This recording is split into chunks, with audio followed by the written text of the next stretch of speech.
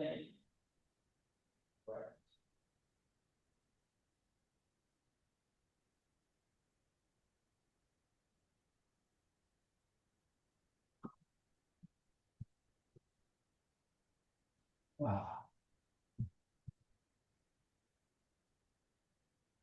Okay, I am All right. back. We are being recorded. Very Yes, good. sir. All right. All right. Here we go. Well, good morning, everybody, and welcome to the Knowledge and Time podcast. Today's special guest is Cale Carlson. He's president of the LEAAD Farm in Marquette, Nebraska, which is a multi-generational producer whose story is rooted in a century-old family farm and built through grit, which is takes a lot of grit to farm nowadays, family, teamwork, and a diversified operation management. And we're going to get into that. Um, and Cale started farming in 1998. Let's see, he rented ground, right, Cale, from a neighbor, which, I don't think 1998 is that far away, but, it has been that long ago, but I guess it is. And I know a lot of farmers are out there, young farmers wanting to start their own operation. So I want to definitely dive into that. But a classic Nebraska beginning that, from his determination and a community around him that can unlock a lot of things. He and his wife Megan married in 1999, and they have 5 children. Which this is really cool. That the initials of his children are how he named his farm and incorporate his incorporated operation, which is the LEAD Farm. The LEAD Farms found it in. We'll see. Oh, it's It's not going not to show showing up because up. of the Yeah, background. in 2012. Yeah. So today, on the lead farm, he manages a mix of corn, soybeans, hogs, cattle, pretty diversified, requiring communication, coordination, strong family. I'm curious to see how your family's engaged in all your operation. That's always a big one. Cale is known for his belief that everybody has a story, and Cale and I met about 6 months ago, probably 8 months ago, something like that. And he has a great YouTube channel that I would encourage you all to check out. Um, Most impressively, he's got over 80,000 subscribers, which is super cool.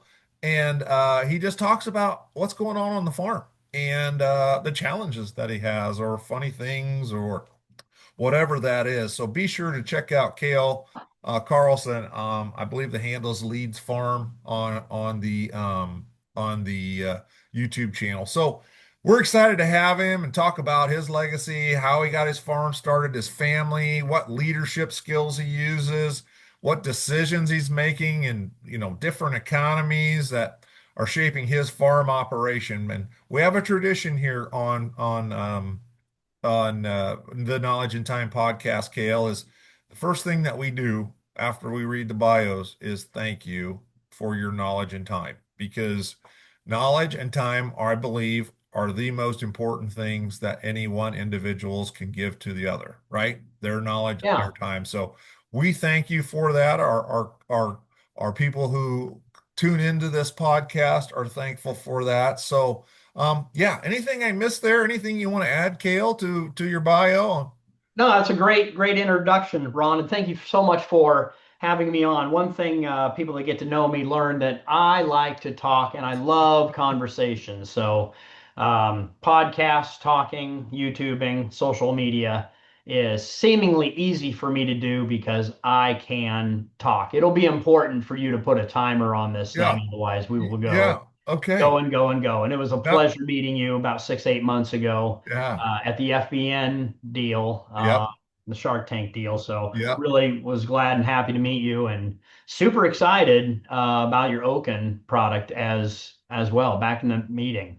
Yeah, thank you for that. Appreciate that. Yeah, we can dive into that if we want to. But so your farm's a century old, right? And so, what values or lessons, or what legacy that you learned, from operating a century old farm, that you're using on how you operate that today. Sure. Yeah. Lots of wonderful traits were passed down from grandpa and probably more so from my father. I worked with my father on the farm for 25 years from 98 when I started till a couple years ago when he passed away. So he's a Vietnam veteran. Raised hogs in the 80s, 90s, 2000s, just worked and worked and worked and worked. So I think one of the bigger traits I probably learned if you don't know what to do, a lot of times what you can do is just work through whatever the problem or the issue was, throw hours at it. And I saw that, emulated that through my dad, took several risks, saw risks pay off, saw risks lose, but the ability to get up the next day and do it all over again was really encouraging and seeped down into my blood. And I think that's something in farming back in any decade, 80s, 90s, 2000s. Now it's the same difficult farming, but I think you can apply the same things of hard work plus intelligence, and then whoever you can surround yourself, whether that's positive attitude or good accounting, somebody else that does a job better than you, hire them to do it, and then you go off and do what you were created for to focus on this earth. Yeah. Yeah. I like to focus in on that word risk. And I saw, we see a lot of people, with the industry, the ag industry in particular, growers and the farm operations, and the transitions that we're seeing.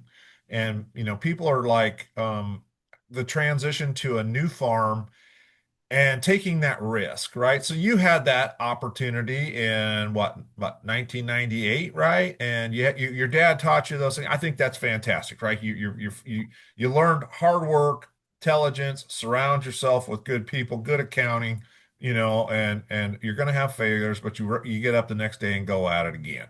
But Hmm. when you took that risk, because I think this is important that for people that are going to listen to this podcast to hear from your perspective, what would you share and teach from a knowledge perspective for those that want to take that risk today? Yeah, certainly a decent amount of faith because you got to remember we were back less than $2 corn, Yep. tight margins. Everything was a lot cheaper, obviously, but still facing super tight margins. I was employed by the farm as well. I started my cow herd, just tried to expand where I could because we certainly weren't making it on the row crop. Yep.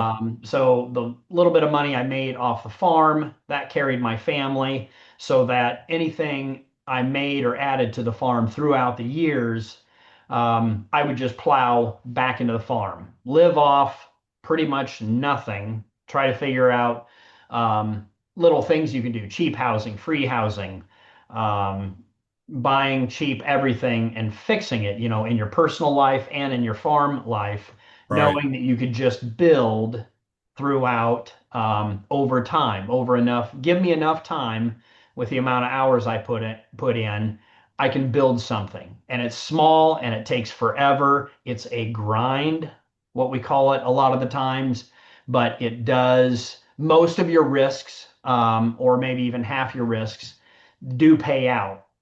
They do pay out with that. A lot of faith Yeah. inside of Yeah. that. And I would say I would expand a little bit with the family. The family, my immediate family, mom and dad, but then my beautiful wife Megan, who I married in '99. Like you said, we met in college, kind of to go Right. back a bit, but having a base, an incredible base to come home to, um, trust me and encourage me to keep doing what I'm doing on the farm, building it out as a small business. Yep. Yeah. Yeah, I was, yeah, yeah, I always would tell my kids that the same thing is, when you find somebody that you can that's going to work side by side with you and build your own empire, build your own, it's much easier to build it together, right? And lean on each Yeah. other to build that together. So that leads into, so we talked about, that your farm's named after your kids, right? And Yeah. so, so that's really cool, by the way. And I would have never thought of that. So that just kind of talks to your creativity, or your wife's creativity, maybe, and whoever did it.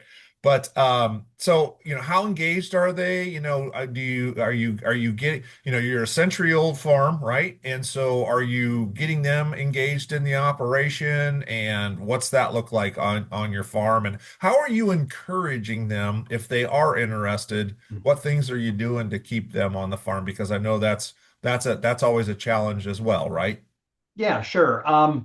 So a lot of time being on the farm and so busy, if you wanted to spend time or hang out with dad, you had to go to the farm, ride in the tractor, just be around available. So they grew up me managing a small business. They grew up farming. They realized what it took 4 a.m. to load out hogs. And it just became normal and natural to work late at night, work early in the morning, and just spend hours trying to get everything done and doing it all again the next morning. So they just grew up with a super strong work ethic, watching grandpa, watching dad, and working together. So I think that helped a little bit. We homeschooled our children also, so also they were available all the time Right. to do schooling in the morning and then hang out with dad or play. And we always wanted to encourage things like education never stops. You're Right. learning every day, whether you're in high school, homeschooled, college, out in the real world. We are all gathering information, increasing our knowledge to make our life better, more productive, doing things to reach our goals. And they're not always monetarily incentivized. So the kids grew up, yeah, 5 kids. I would say in about, let's see, 2019, my oldest daughter started farming in between high school and college. She started farming. My father rented her some ground, and so she started her own farm in 2019 and then did college. She got her business degree in a quick 2 years. She pretty much crunched down a 4 year degree into two and a half. Wow. Obviously, doing a lot of online during the pandemic. However, that worked out. She just crushed it online, farming and everything else. And so Laura farmed with me for 3 years and then got married and to another farmer, and now she's farming with her husband, Grant, at that time. And then so fast forward 2 years ago, then my two boys. So I should go through my kids. So my oldest daughter is Laura. Yeah. Then I have boy girl twins, Ethan and Amanda, and then Adam and David. So three Okay. boys, two girls. So Laura was my firstborn. She was my first farmer. Grew up, farmed with me for 3 years, and then moved to another farm. And then I've got my two boys, Ethan and Adam, farming with me now. Okay. Nice. Nice.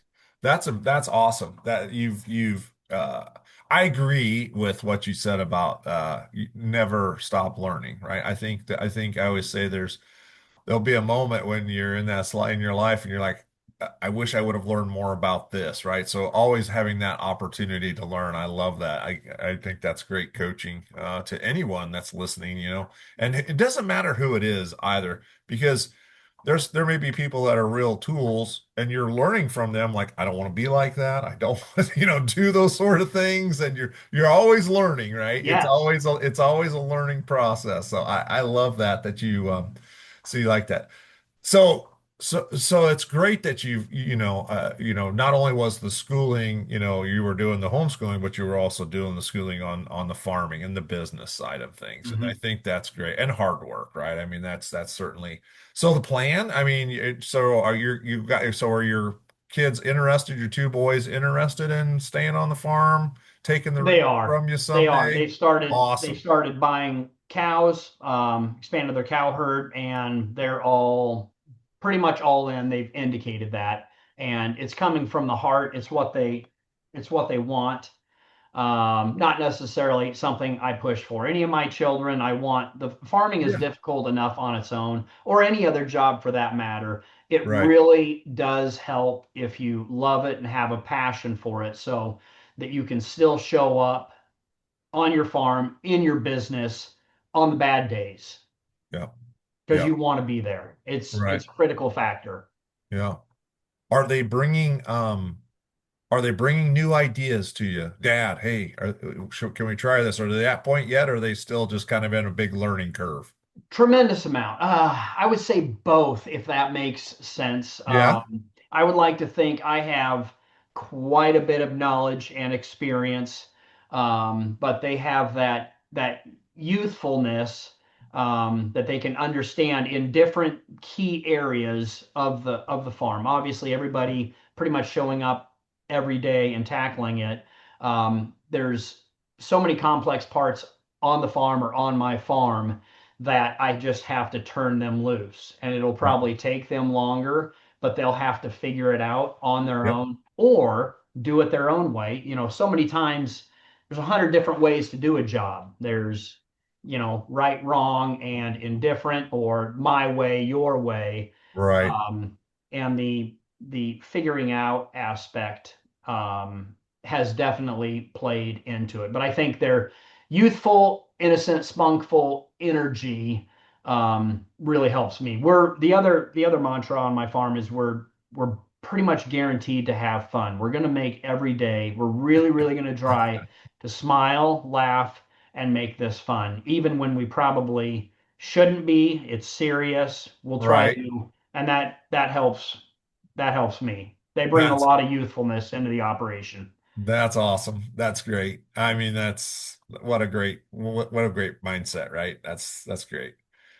So, well, switching gears here just a little bit. So your operation is diversified, right? And growers that I've talked to, especially in today's economy, the diversification has been key in the different business lines.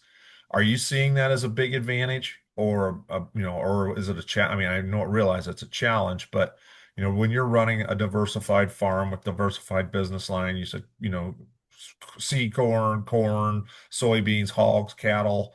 You got a dozer behind you, right? Some people are doing excavating and all the other stuff, do you feel like that's an advantage from a farm economic standpoint for you to be this diversified? If you don't I mind me I asking. think so. I think try to focus in on what you are good at. I am a very good equipment operator and probably a very good I have a very high level of risk tolerance. So, as far as growing seed corn, it can be pretty intense and Yeah. there can be very, very large risk with the ability to make more money. And I've done it long enough that the risk is mitigated or doesn't seem that bad, or I've been in some pretty bad situations that I am able to finagle and work through. But what I found out in my farming operation, I'm a very good steering wheel holder, equipment operator. So building out construction side on that is very easy for me to do. I know what I'm doing and I can do it very well. So in your diversification, figure out what you're good at or what you enjoy doing, and then diversify in that area. So I would say it's more of a focused diversification, if that makes sense. Yeah. Because I don't want to be too spread out just for the sake of. I don't mind taking a little more risk or pooling things together. Exiting the hog business, exiting my own cattle business, even though I run cattle, I run my boys' cattle, I take care of my mom's cow herd. Yep. Um, I'm not a cow guy, but I'm very good at doing cow things. Not my love and my passion, but it helps. It fits very well with the farm in that diversification. So it would make sense. Why doesn't Cale own cattle? He can do all things cattle. It's not my favorite thing. So Right. I'm doing cattle for other people. I don't have the risk of my own herd, but Right. I'm being paid and help managing it because I did that with dad. I have that ability in my toolbox, but I'm focusing out on in other directions like Caterpillar, John Deere, machinery, equipment. I would Right. rather show those things on my YouTube channel necessarily than cattle content, Yeah. which So provides more opportunities. yeah, so I like that. You want to focus in on your where your strengths are because when you have those strengths, it makes it easier and enjoyable, right? More enjoyable. I mean, if you're leveraging those strengths, but as we think about farms and as our the individuals that are going to listen to this podcast think about their own operations. Where do you see opportunity? Is there other business lines that you see opportunity that potentially in, or you see something that's coming in the future? Because I know you're a very forward-thinking person, and the ability to take risk is key. I've heard that throughout. Where are you seeing the opportunities in the farming operations? And then maybe Yeah, it's a different, so maybe it's a different, maybe Cale, it's a different diversified business line or something of that nature. I don't know. I'm yeah, curious. I will say when I was younger, I'm getting close to 50 now, so I've started to realize, even though I'm youthful in my mind and my heart, I realize I am that center gap that dad used to be. I am now the dad where I've got, young kids coming up working. So as far as, you know, looking at that and the age I am, um, I run about 2,000 acres irrigated corn, and I feel very good and comfortable in that. I've run the mantra of, you're either expanding or dying. There isn't a Okay. third direction.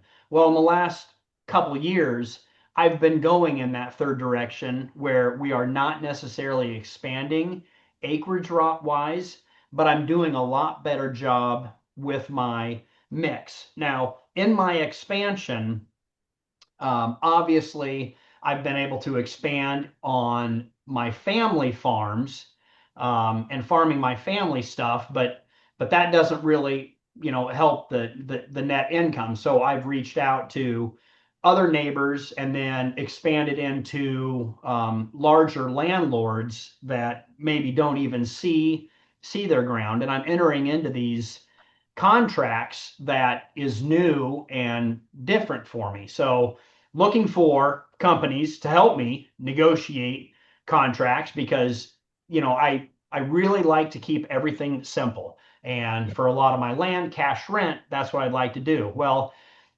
in my expansion, I've entered into other types of contracts that were new, but I'm obviously eager for opportunity.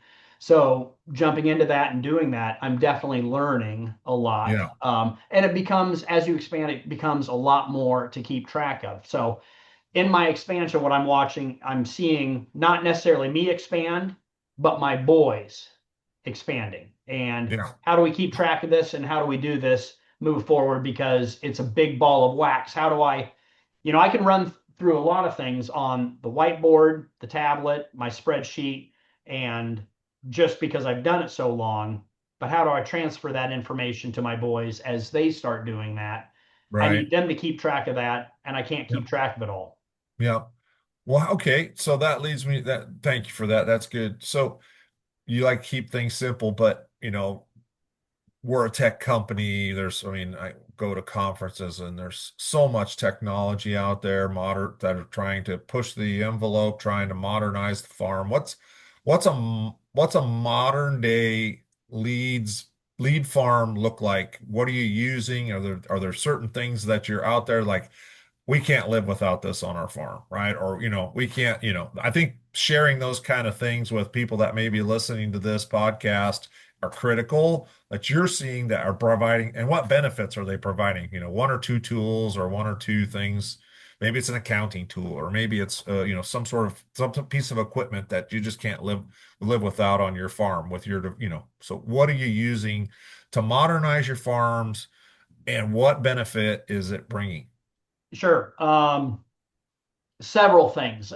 a lot of technology is out there up and coming. I'll just off the top of my head, I'm using Sentinel Ag. I started with them a couple years Yep. ago, and they are watching and monitoring the nitrogen usage in my cornfield.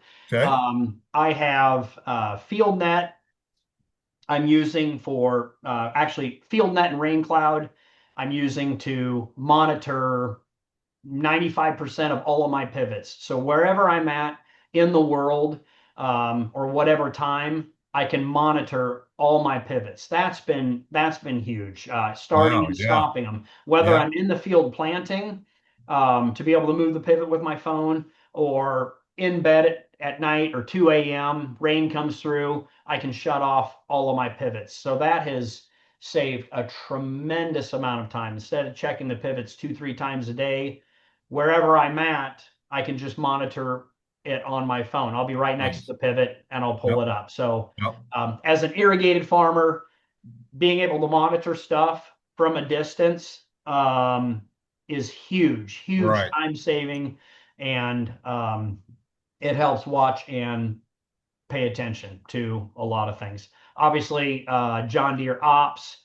Okay. I run a little bit of case. I run climate. So whether I'm planting, harvest, anything, I have several companies kind of looking at watching the same information. Yeah.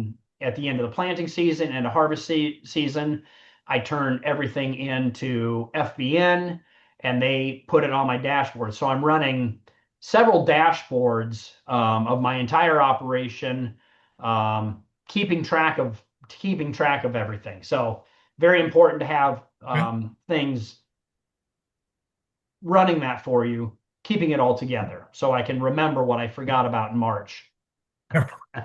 Right. That's awesome. Well, thank you for sharing that. That's good stuff. I like that. I like to hear what I was asked that question, what folks are using, because it's important what value it brings. So thanks for sharing that. So if any, I would encourage everybody to check Cale's YouTube channel out. He's an awesome storyteller, as you can tell from today's conversation. Why do you do that, Cale? Why do you I mean, you're a busy guy, man. Why are you taking the time to put all this information out there? I mean, what's your why is it important? Yeah, Why is it important to agriculture to do that? there are so many reasons that I do it. I probably first and foremost, I enjoy it. I've been on social media for over a decade in all forms and fashion. I really do enjoy it. I've connected and made a lot of very good friendships over the internet. Strangers from the internet that I've met in real life is some of my favorite thing to do. A lot of long lasting relationships, that spans the distance. A lot of it was on formerly Twitter for a very long time, now called X, but that was one way for farmers, agricultural guys to connect.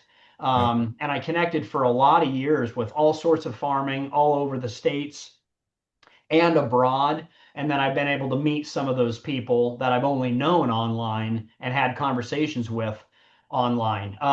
So my YouTube channel and my storytelling, like I said, first and foremost, I really do enjoy it. I have landlords that want to see what's going on their farms in Yep. Nebraska.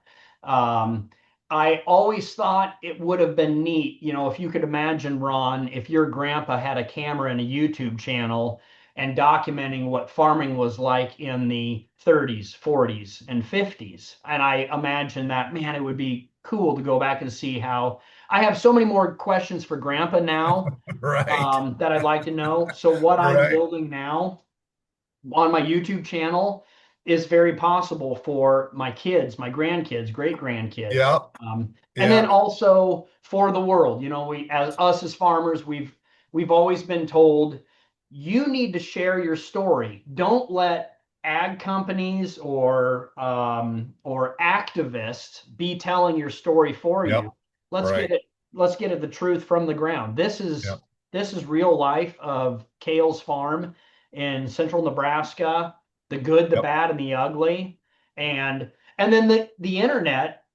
really cares. They like to tell you how much they know more than you. They want to, and that can challenge and sharpen me. The haters that you'll essentially get a number of haters. You'll get people that love and encourage you. So you get everything all over the internet.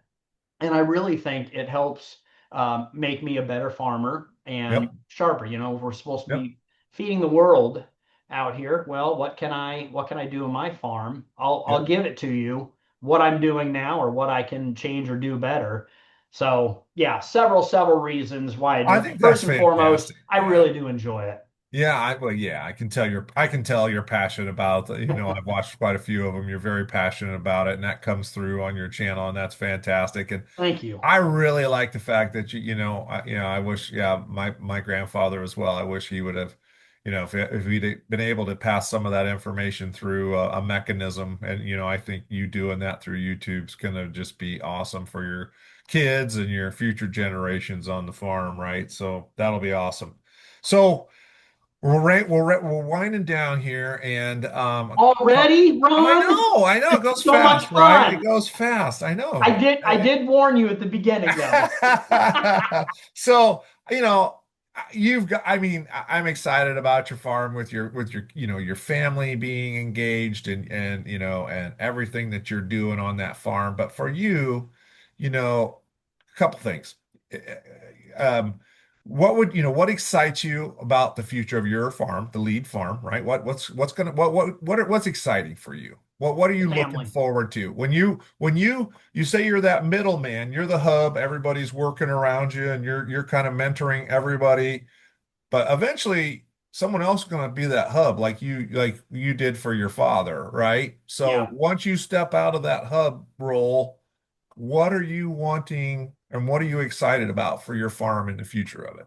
I Your want family's farm, I should say. I want the family to stick together. The Yep. family farm, the family operation is one of the most beautiful and difficult things to hold together. When you combine family and business, it can be extremely difficult. And we've seen several farms fall apart. We've seen several uh, families fall apart Yep. in trying to run a business and trying to be a family when there's so much time and work involved in both. It is my heart and goal to continue the family farming legacy.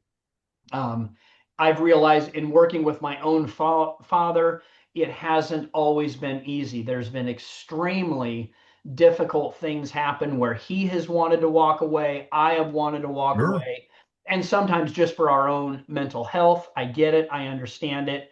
Once you work through those things and come to a conclusion, it builds the bond, builds the relationship, and makes it even better. I really do have a very full sense and grasp of the difficulties of it and the beauty that it can be. And I truly, really want that to pass that down to my family. Keeping the family together is number one, my ultimate goal. Yep. Not making $1 million, farming 1 million acres. Those Right. things have all subsided. I think there is something more important and better on this farm, keeping a family farm, just like it would be if it's an electrical company or a Yep. bakery or any other small business. I think it's the true backbone and vessels of American, and being a you know champion for American capitalism. Small Yep. businesses are do it for the country, and I really hope I can be a little bright shining star here in central Nebraska for a champion for capitalism. And I'm going to do it. We get through so much with our family and do so much with our family. Yep. The keeping that together is extremely important to me. Gotcha. Yeah, it's like you can't have happiness without, being sad once in a while, right? It's the same challenges on your farm, right? You can't, Sure, you're yeah. going to have those challenges where you're like, we're throwing in the towel, we're throwing in the towel. But then there's those just pure moments of like, I'm literally doing the best thing ever on this planet, right? Being with my family, turning this ground over, like working with these animals, whatever that is, right? My family being together. I mean, you've got to have that. What is it? What do they used to say? The yin and the yang of it, right? You've got to have both. And I think Yeah. that you brought that through pretty cool. All right, so we're gonna go. We always end the Knowledge in Time podcast with a rapid fire, okay? So Yeah. and we try to we kind of keep the questions the same and decisions that matter, right? For you, for your farm, for just general guidance, right? For even new growers or people that are looking to get into the industry. So on an overrated decision, what's one decision that growers tend to overthink? Oh, come on, Cale. Don't freeze up. Be rapid fire. One decision they overthink. Can it be small and simple, or do you want broad So over? small and simple, yeah. Nope, does it just it's meant to make you just think about what is one decision that people that growers overthink? Um, Marketing. Marketing. Okay. All right. All right. What's one decision growers don't think enough about? Marketing. You knew you were going to say that. Marketing. I Any, think, okay, I'll, I was I'll going go to back. say any Let me light you answer. can provide there. One thing that overthink is, there's 100 decisions. They think it's the most important thing. Uh, Right. do or die. It's not. Tomorrow's a new day. Having a clearer mind, you'll think better the next day after good sleep. Yeah, Just some consistency in the approach, right? Maybe. sure. Yeah. All right. Well, last one. One farming myth that needs to go away. Oh my goodness, myths. There's so many out there. Farming myth of this is the way we've always done it, is that's what we have to keep doing. Not being able to open your eyes to new ideas, new challenges. Um, yeah, the way we've always done it. So basically, one thing you need that they don't think enough about is being open-minded too, maybe, right? Yeah, that could Yes, be. Yeah, right. improvise, adapt, overcome is more Yeah, important than just staying to what has worked in the past. absolutely. Yep, keep that open mind. Well, Cale, I can't thank you enough for your knowledge and time that you shared with us. It was fantastic. We wish you and your family, your beautiful family, all the success out there in central Nebraska. Keep up the good work. Keep up the good fight, right? And keep up that grit. That grit will get you, and hard work will get you a lot, right? Totally. Thanks, Especially for Ron. those new maybe growers that are looking to transition into farming. Yep, takes a lot of grit and a lot of thick skin, but keep at it. And again, we thank you for your time. If you want more information on Cale and his farming operation, it's at Leeds Farm, right, on YouTube. I Yeah. said that correct. Yeah, I it's wanted to make I'm sure. all over all the social media. I do most of the content on YouTube, but X, LinkedIn, Instagram, Facebook, I'm all over everywhere. Awesome. Well, again, and from an Oaken perspective, you can always find more information out on Oaken at oaken.ag. We are taking that technology for land leasing digitally, so you don't have to. Dale talked about efficiencies. We do a lot of efficiencies for your land leasing, land management, relationship management, and all those sort of things. But oaken.ag. So reach out there. We're on the social media handles as well. YouTube, LinkedIn, X, all of those like Cale mentioned. Again, thanks for listening to this podcast and be looking for a future podcast and give us a like on our YouTube channel and we'll share any feedback that we appreciate any feedback from the YouTube or the YouTube videos that we have out there. So thanks for your time today, Cale. Thanks, Ron. So happy to help.